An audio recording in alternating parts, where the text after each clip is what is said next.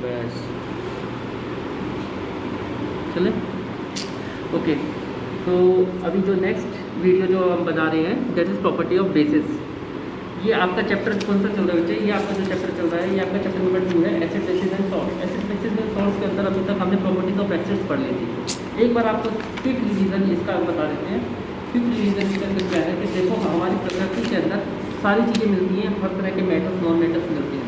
उसके अंदर से कुछ चीज़ों की सिग्निफिकेंस इतनी ज़्यादा होती है कि हम अपने इंडस्ट्रियल यूज़ के अंदर, डे टू डे लाइफ के अंदर सब चीज़ों को यूज़ करते हैं।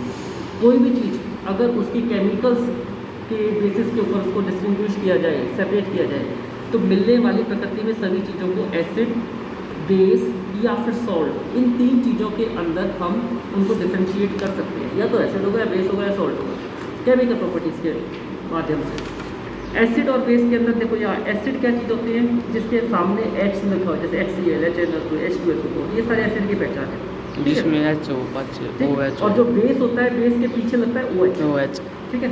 अब एक चीज़ और, इंडिकेटर बेस सब चीज़ें होती हैं जो कि आपको प्रकृति के अंदर ये बताती है कि कौन सी चीज़ क्षारीय है यानी कि बेस है, एसिड है या फिर सॉल्ट। ओके, तो इंडिकेटर किस तरह के हो सकते हैं? Natural, synthetic. नेचुरल इंडिकेटर होंगे तो कौन से होंगे?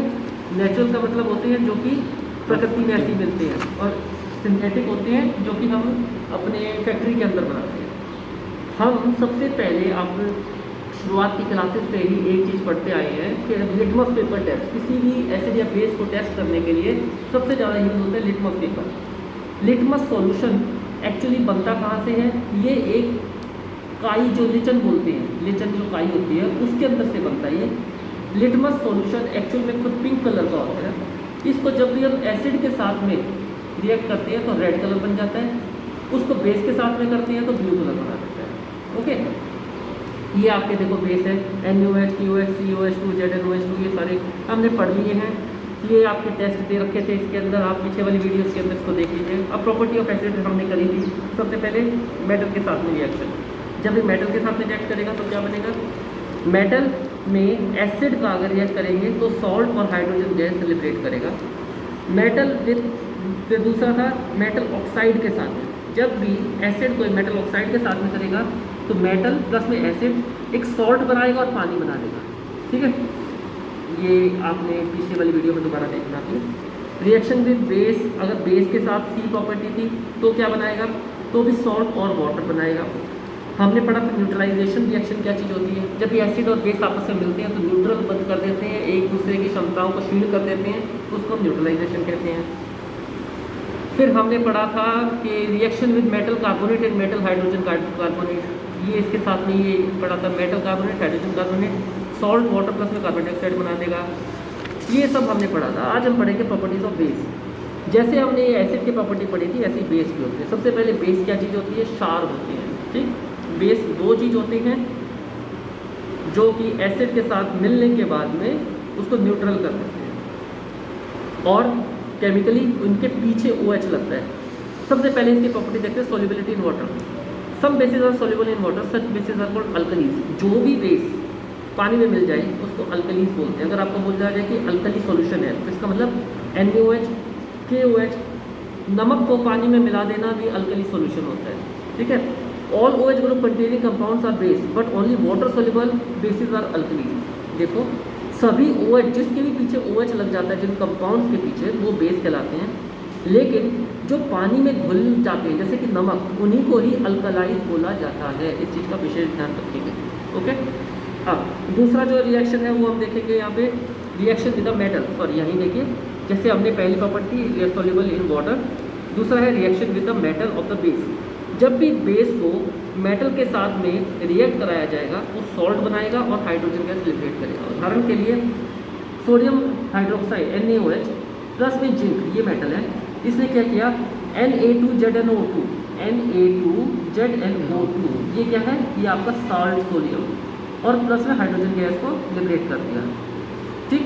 अगला देख लीजिए, अगली प्रॉपर्टी है reaction with non metallic oxide. फिर नॉन मेटेलिक ऑक्साइड के साथ में बेस की रिएक्शन क्या चीज़ होएगी? जब भी बेस को नॉन मेटेलिक साइड के साथ में रिएक्ट कराया जाता है तो हमारे को क्या कहते हैं? Non metallic oxides are acidic in nature since they produce acid with the water, ठीक है।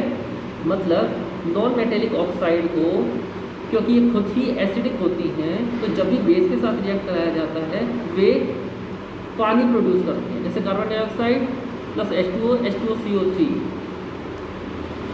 ये देखो सोडियम हाइड्रोक्साइड, ये एक बेस का नाम, वो अच्छा लग रखा है पीछे। कार्बन डाइऑक्साइड एक एसिडिक ऑक्साइड है, इसके साथ रिएक्ट हो रहा है, क्या बना? कैल्शियम कार्बोनेट बना, H2O बना। तो सबसे पहले तो एक सॉल्ट बन गया और एक पानी मिल गया, ठीक है। तो इससे फिर क्या होएगा? अब इसको अगर हम CO2 और H2O को हम मिला दें, आपने पहले भी पता है कि ये एसिडिक होती है कार्बन डाइऑक्साइड। इसका हमने टेस्ट कैसे किया था? लिटमस सॉल्यूशन के अंदर से अगर हम कार्बन डाइऑक्साइड को जैसे निकालेंगे तो मिल्की हो जाती है ना। ये हमने पिछले वाले उसके अंदर भी वीडियो में भी पढ़ा था। तो ये आपकी 3 प्रॉपर्टीज हैं। दोबारा पहली property solubility in water, base पानी के अंदर घुलनशील होते हैं। रिएक्शन विद मेटल, जब भी बेस का मेटल के साथ रिएक्ट होता है वे सॉल्ट और हाइड्रोजन गैस बनाते हैं। तीसरा है, जब भी बेस नॉन मेटेलिक ऑक्साइड के साथ में रिएक्ट करते हैं तो वे आपका एक एसिड प्रोड्यूस करते हैं पानी के साथ में। ओके, अब आप आगे जाते हैं।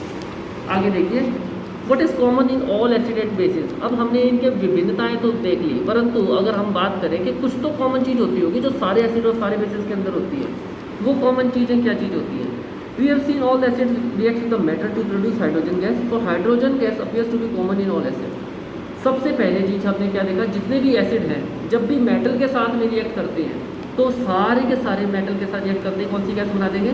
हाइड्रोजन। तो हाइड्रोजन गैस एक कॉमन चीज़ है जो कि एसिड के साथ में प्रोड्यूस होती है।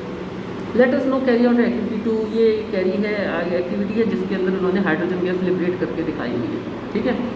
ये देखिए, ये इसके अंदर अगर आप देखेंगे कि हाइड्रोक्लोरिक एसिड जमा में H2O, तो H3O और Cl माइनस, ये हाइड्रोजन आयन चार्ज प्रोड्यूस हो रखा है, चार्ज। अगला उसके अंदर हम देखते हैं what happens to an acid और a base in a water solution. क्या होगा किसी भी एसिड और बेस को अगर पानी के अंदर मिला दिया जाए? ये नेक्स्ट है। Let us study first whether acid produce ions only in the aqueous solution throughout the following activity. एक चीज़ हमने बताई थी, एक उससे इस टॉपिक के ऊपर आने से पहले शायद आपको इस एक्टिविटी के ऊपर ले जाना बहुत ज़रूरी हो गया है, क्योंकि मेरे को आपको हाइड्रोनियम आयन और हाइड्रोजन आयन के बारे में बताना पड़ेगा।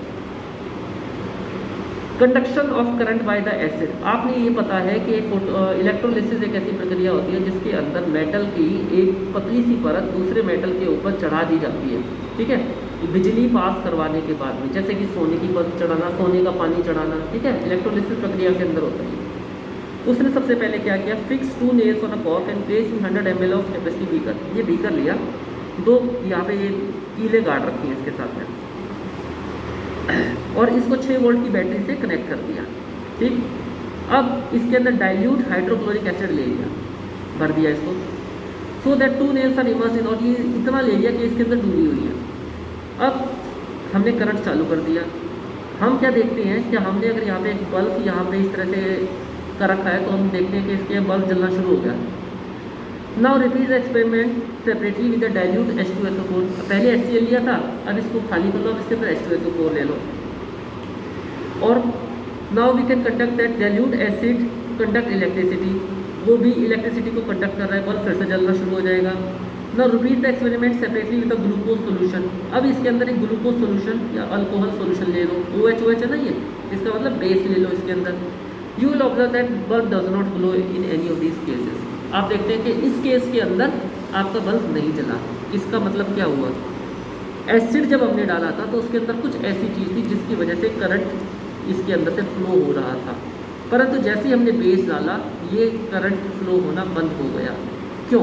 करंट का मतलब ही होता है फ्लो ऑफ द इलेक्ट्रॉन। क्या होता है? Flow of the electron. इसका मतलब कहीं ना कहीं एसिड के अंदर कोई हमारा ऐसा चार्ज था प्लस, जो कि एक हमेशा चार्ज किस डायरेक्शन में फ्लो करते हैं? नेगेटिव टू पॉजिटिव फ्लो करते हैं, ठीक है। तो कुछ इस तरह का चार्ज था जो कि फ्लो करना शुरू हो गया, और ये फ्लो करना कब शुरू होएगा? जब उसके पास में एक आयन फालतू होगा। वो किसी के पास में कोई चीज़ फालतू है तभी तो किसी को देगा। तो एसिड के पास में हमेशा एक आयन फालतू रहता है, और इसको बोलते हैं हाइड्रोजन आयन। और जो हमारा बेस होता है वो होता है OH। उसके अंदर एक आयन की कमी रहती है, उसका मतलब वो हमेशा लेने वाला होता है। ओके, हाइड्रोक्सिल आयन बोलते हैं। Now explanation, blowing of bulb in case of acid indicates that there is a flow of electric current through the solution. The current are carried through the solution by the ions H plus and Cl minus in case of HCl. HCl के अंदर क्या था, H plus और Cl minus, ठीक है, और H2SO4 के अंदर H plus और SO4 2 minus, ये आपका था इसमें। Now all acids contain the cation, इसको क्या बोलते हैं, cation. Positive charge carrying hydrogen is called as cation, और नेगेटिव होएगा तो anion. So this suggest that all acid yields hydrogen ion. इससे हमें क्या पता चलता है, ये पूरा एक्सपेरिमेंट करने के बाद हमें ये पता चला कि जब भी हम एसिड डालते हैं तो एक हाइड्रोजन आयन यानी कि कैटायन वो रिलीज हो जाता है, जिसकी वजह से फ्लो ऑफ करंट होता है। जबकि हाइड्रोक्सिल आयन जो कि बेसिस के केस के अंदर बना था, वो इस करंट को फ्लो होने से रोकता है। In solution which is responsible for the acidic nature of the properties, ये याद रखिए। HCl plus H2O, H3O plus Cl minus, HCl का प्लस H2O के साथ में, पानी के साथ में जब मिलेगा तो ये H3O, ये 2 के साथ एक H यहाँ पे था ना, तो ये जो H का यहाँ H और ये 2, ये इसका जो पॉजिटिव था ये इसके साथ जाके मिल जाएगा, H3 बन जाएगा, H3O बन गया, ये हाइड्रोनियम आयन है, और क्लोरीन गैस यहाँ से सेपरेट हो जाएगी। अर्थात it may be pointed that hydrogen ions can not exist alone. इसका मतलब हमें क्या पता लग रहा है कि कुछ तो प्रॉब्लम है इस हाइड्रोजन आयन के साथ में, अकेला नहीं रह जाता इसको, ये भाग के कंबाइन कर लेता है। But they can exist as hydronium ion, परंतु इस केस के अंदर H3O प्लस के अंदर यहाँ पे ये आराम से रह रहा है। इससे आपको क्या पता लगा, इससे आपको ये पता चला कि जब भी एसिड होगा तो उसको वो क्या देगा, अपने इस हाइड्रोजन को देने की कोशिश करेगा, ठीक है, और इसकी वजह से एक इलेक्ट्रॉन का फ्लो होगा। ओके, और जब भी बेस होगा तो बेस क्या है, वो लेने की कोशिश करेगा, वो स्टेबिलिटी के लिए लेने की कोशिश करेगा। इसका मतलब जो हाइड्रोक्सिल आयन है यानी कि बेस है, वो इलेक्ट्रिसिटी कंडक्ट नहीं करती है। ये आपको पता चल गया है। एक बिना मास के कैसे पढ़ा दो?